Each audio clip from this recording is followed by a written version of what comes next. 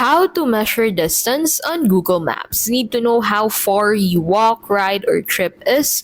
Let's measure distance on Google Maps. So, first, go ahead and open up Google Maps so you can access it both on your mobile or your desktop device. Now, from here, go ahead and pick your starting point and then right click on desktop or long press on mobile to drop a pin, then choose measure distance. So select your destination first and then select this directions button at the bottom of that destination, and then from here go ahead and select the starting point. So for example, my current location is the starting point. So I'll simply set it to my location, and then once this loads, you should find the distance of how far these two places are and how long would your travel would take.